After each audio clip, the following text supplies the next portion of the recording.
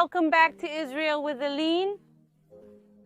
We are in the Judean desert, very close to the place of Jesus' baptism, where Elijah will also ascend to heaven, and where the people of Israel will cross the Jordan River and enter the promised land. And despite all of this, this place is still very little known. Over the centuries, this place has attracted thousands of pilgrims and people interested in biblical history. Unfortunately, because of wars and conflict, this place will be abandoned and everything will change. But today we are going to come together to rediscover this place. So if you are ready, let's get started. Shall we start 3,200 years ago with the end of slavery in Egypt?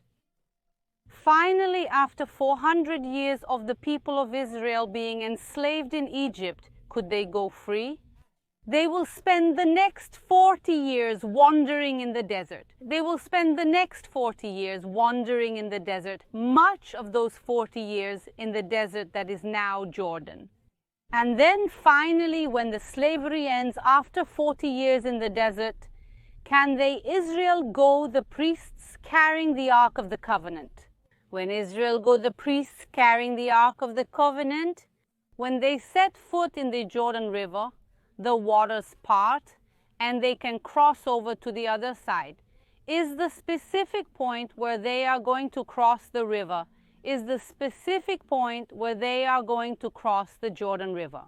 It's right here, we're going to see it soon, but how do we know that this is the specific point? If the Jordan River is a gigantic river, it crosses a good part of modern Israel and starts at the extreme north of Israel with the melting of Mount Hermon. It will run through the north of Israel, enter the Sea of Galilee, and then it leaves the Sea of Galilee. And it continues, and ends up in the Dead Sea. From this gigantic river, how do we know at what specific point the people of Israel crossed? And now it's time for us to go down together to the Jordan River and see where all this happened. But how do we know that this is the point where the people of Israel will cross the Jordan River?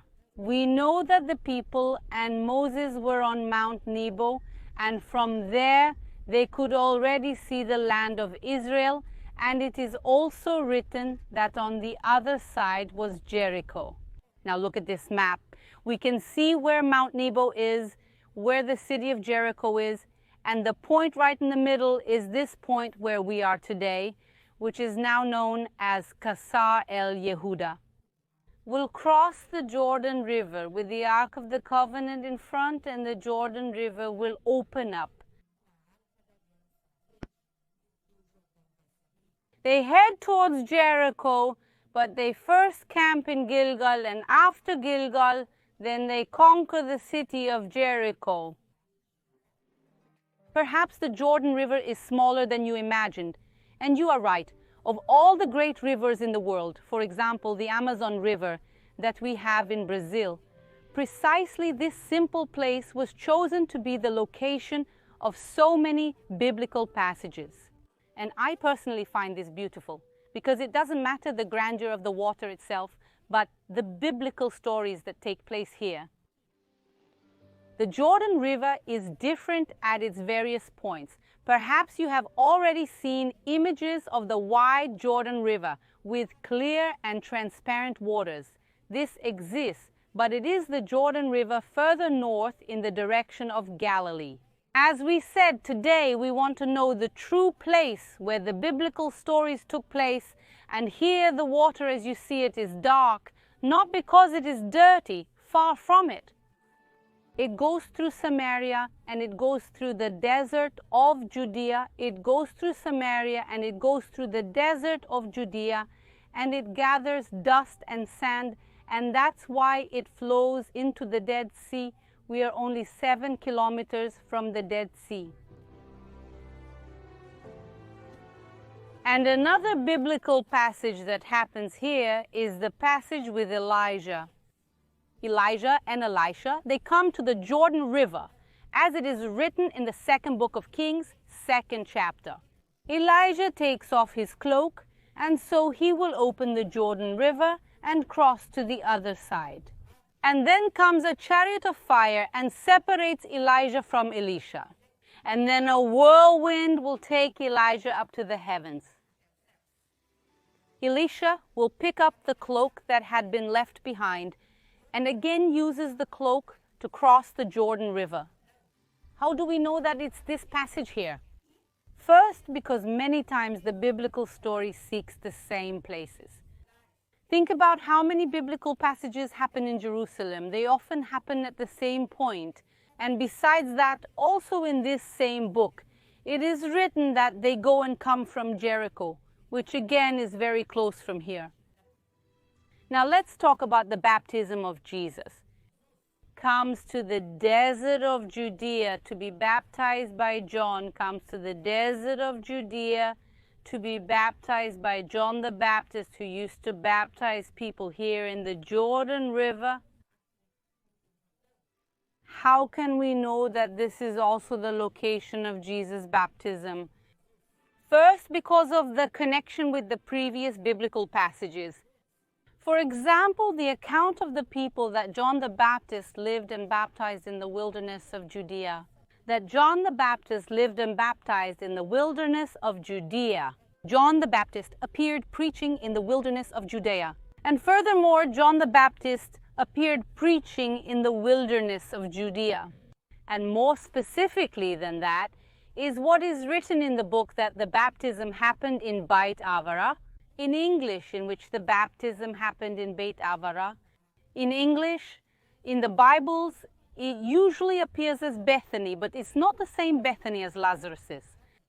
Beit Avara means the place of passage or the place of crossing, because this is where the people of Israel crossed the Jordan River. And also because this was a crossroads, here were paths that connected in the times of Jesus. For example, the city of Jericho and Jerusalem, the area known as Perea, which is the other side of the Jordan River. The very expression what? Because at that time the baptisms, for example, the baptism what? Because at that time the baptisms, for example, the baptism of John the Baptist, were baptisms of immersion in water. This is a Jewish tradition that already existed.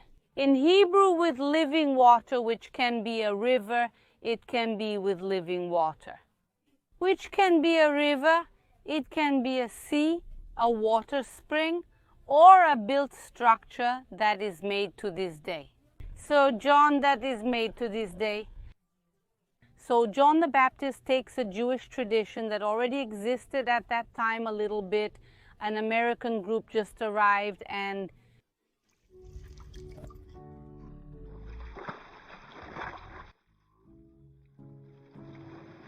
they will a little bit. An American group just arrived and they will renew their baptismal vows here in the Jordan River and take it for life. And the clothes you are seeing, the tunics, many of these people take to their countries, and many people are even buried after the end of life with these same tunics. But one important thing I want to tell you is that now here it's summer, and that's why the river level year, and you can compare now with the images of year, and you can compare now with the images of a few months ago when the water level was much higher. But how can a place so important biblically speaking be so little known? And the answer is because of the wars and conflicts that happened here.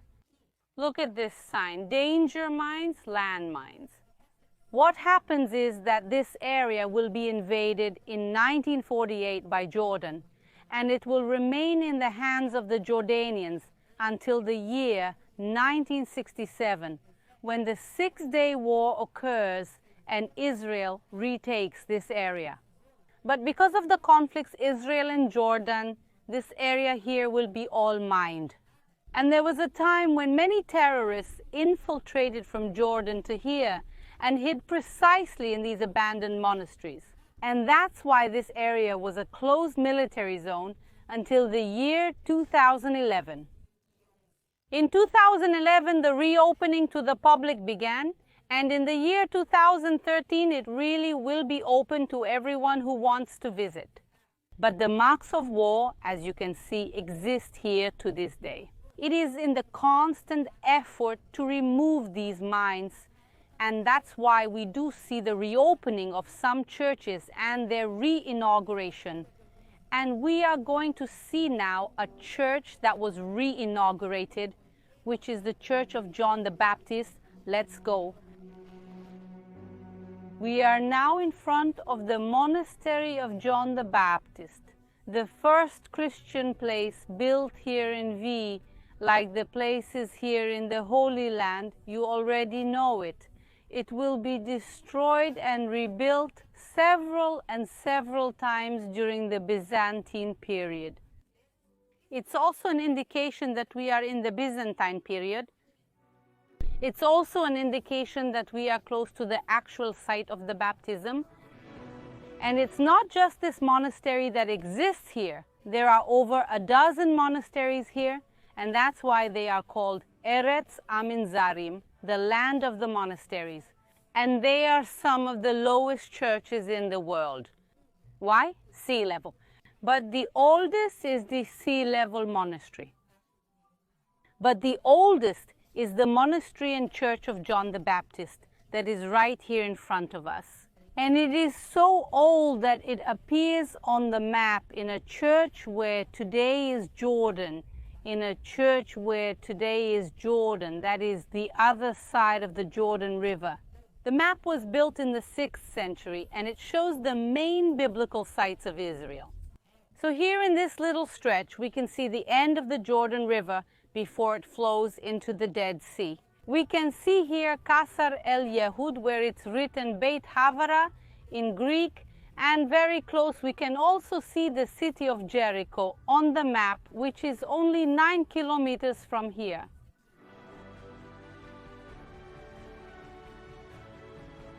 See by this sign that is written here above in Hebrew, Gvul lefanecha, the border is in front of you. It's literally Jordan already, here in the middle of the river. It's literally Jordan. The border goes through the river. Literally, people can swim to Jordan and see that it's very, very easy. Next, from here, you have to go, stamp passport, go from one side to the other. But in practice, see the distance, come do your baptism or renew your baptismal vows on the Israeli side. But there are also people who go on the Jordanian side. From there we can see a modern church built, and this is the flag of Jordan. As you can see, the situation today is very different from what it was years ago. Nowadays the border is the river, and a little sign on the ground saying that you can't go from one side to the other. Despite all this, there are soldiers on the Jordanian side and also soldiers on the Israeli side. Soldiers on the Jordanian side and also soldiers on the Israeli side. And now let's say hi, let's say shalom to the female soldiers who are here today. Hello. What is your name? I am the... Rivka, I am Eva. What? Your unit? Left of borders to Bika village. And is there something you want to say? In the end, the country is wonderful. We came here for the borders to have fun. It's an honor. Let's protect the country. Thank you. We are also inviting you to come to Israel. Take care of the country. Thank you for talking to us, and take care of the country. Thank you for talking to us, and we'll see you next time. Let's continue our tour. And it's a privilege to really be able to get into this water where so many stories happened, and also refreshing on a day like today. It's over 40 degrees here in the Judean desert today. It's part of our summer. July and August are the hottest months in Israel. But let's enjoy this view and this refreshing water a bit more. Most groups that visit the Holy Land will visit the other place of the Jordan River, And there they do the renewal of baptismal vows, or the baptism itself. Why? Because there the river is much wider, the water is much cleaner in the desert, but the true place of baptism is really in the desert. But the true place of baptism is really here. So on your next visit to the Holy Land, don't forget to put Qasr el-Yehud also on your list. I hope you enjoyed today's video. Don't forget to subscribe to the channel and leave a like, a big kiss, and see you next time.